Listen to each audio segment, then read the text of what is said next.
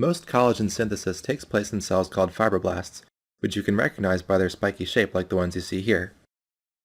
Let's take a look inside the fibroblast and go through the steps that lead to the final collagen molecule. Protein synthesis, hydroxylation, and glycosylation all take place inside the cell, and proteolytic processing and cross-linking takes place outside the cell. For the step 1, it's important to know a few things: which steps take place in which subcellular compartments, the particular amino acids that are most common, and how they're modified. So you might have a question stem that describes a kid with a defect in collagen synthesis, and then they ask you, what's the most common amino acid in the protein that's defective? Do you know what that would be?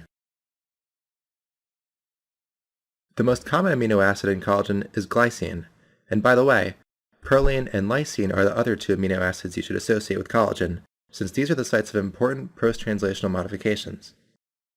So since this is a protein that will end up outside the cell, is it synthesized in ribosomes on the rough endoplasmic reticulum, or ribosomes floating around in the cytoplasm? That would be the rough ER ribosomes. So the first thing we'll make is the pre-pro collagen alpha chain, and then hydroxylation and glycosylation both take place in the ER. So here's another question you can get in your exam. Someone who's been sailing around the world and had limited access to fruits now has knee pain and bleeding gums. What step of collagen synthesis is not working properly? Well, this is a classic case of scurvy, or vitamin C deficiency, in which defective collagen makes you bleed, especially from your gums and also in your joints, which can cause joint pain. And which step in collagen synthesis requires vitamin C?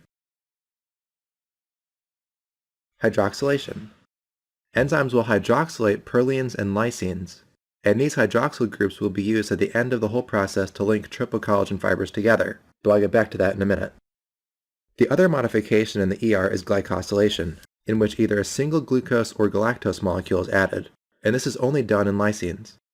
So why do you need to glycosylate your pre-pro collagen? Because these sugars allow the molecules to stick together to form procollagen and form a triple helix. And they're also held together by hydrogen bonds and disulfide cross bridges. A mutation that disrupts glycosylation and therefore prevents the triple helix from forming can cause osteogenesis imperfecta.